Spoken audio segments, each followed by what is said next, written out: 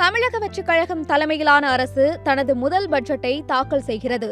இந்நிலையில் சுதந்திரத்திற்கு பிறகு, அதாவது 1947 முதல் தற்போதைய 2026ஆம் ஆண்டு வரை தமிழ்நாட்டில் நிதிநிலை அறிக்கையை தாக்கல் செய்த முக்கிய நிதியமைச்சர்களின் பட்டியலை பார்க்கலாம்.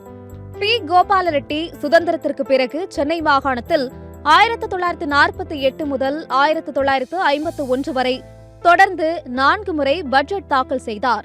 ஏ. பி. ஷெட்டி 1952ஆம் ஆண்டு மார்ச் மாதம் இடைக்கால பட்ஜெட்டை தாக்கல் செய்தார். சி. சுப்பிரமணியம் 1952 முதல் 1962 வரை தமிழக நிதியமைச்சராக இருந்து பட்ஜெட்டுகளை தாக்கல் செய்தார். பின்னர் இவர் மத்திய நிதியமைச்சராகவும் பொறுப்பு வகித்தார். எம். பக்தவச்சலம் 1962 முதலமைச்சராக பொறுப்பேற்ற நிலையில் நிதியமைச்சர் பொறுப்பையும் வகித்து 1966 வரை பட்ஜெட்டுகளை தாக்கல் செய்தார். சி. என். அண்ணாதுரை 1967 முதல்வராக பொறுப்பேற்ற போது நிதித்துறையையும் தன்வசம் வைத்து 2 பட்ஜெட்டுகளை தாக்கல் செய்தார். கே. ஏ. மதியழகன் 1969 1970ஆம் ஆண்டுக்கான பட்ஜெட்டை மார்ச் 1 1969 அன்று தாக்கல் செய்தார்.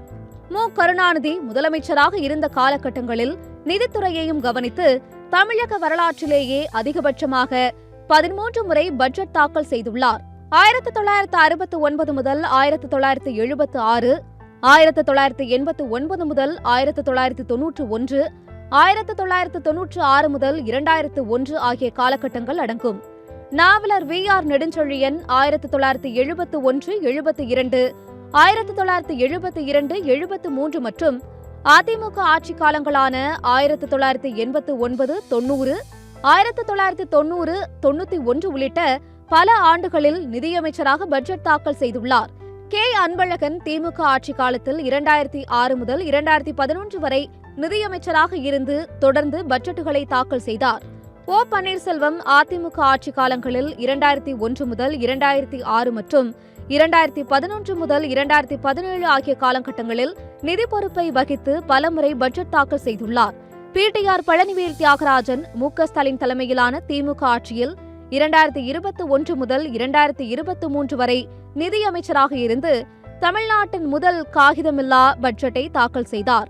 தங்கம் தென்னரசு 2023 மே மாதம் நிதி பொறுப்பை ஏற்று 2024, 25, 2025, 26 மற்றும் 2026 பிப்ரவரியில் இடைக்கால பட்ஜெட் ஆகியவற்றை தாக்கல் செய்தார்.